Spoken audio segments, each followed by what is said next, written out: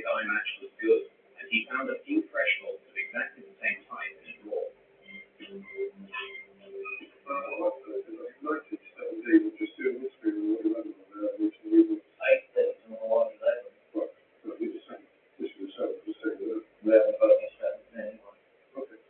The store manager knew which bolts the engineer should have been looking for, but the engineer chose to ignore his advice.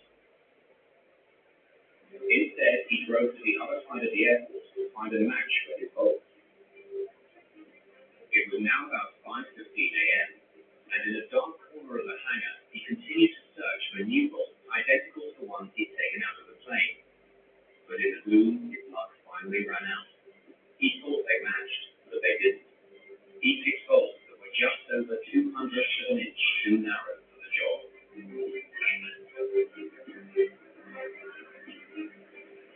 Returning to the 111, he stretched over the plane and began fitting these new bolts. Working at an angle, he couldn't see that the new bolts didn't fit correctly.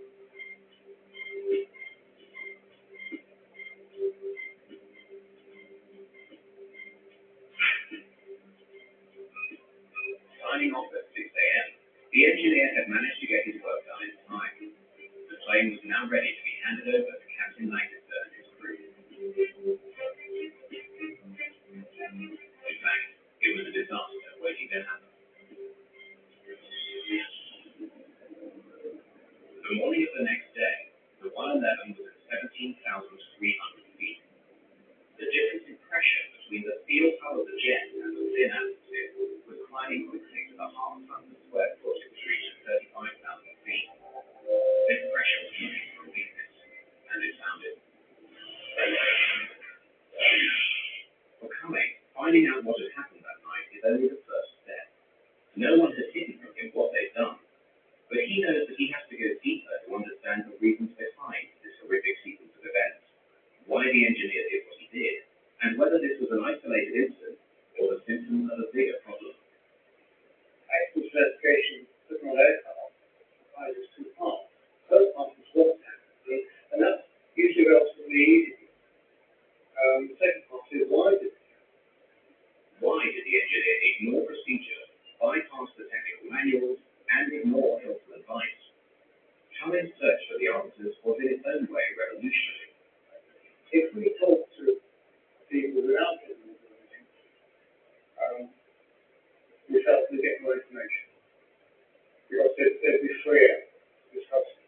If we gave them a formal portion of that, we thought that they would dry out. Out of the journey, they decided to talk to the engineer well away from the hangar in a cozy hotel room.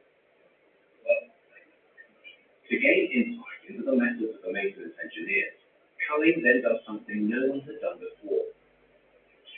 He brings in a behavioral psychologist.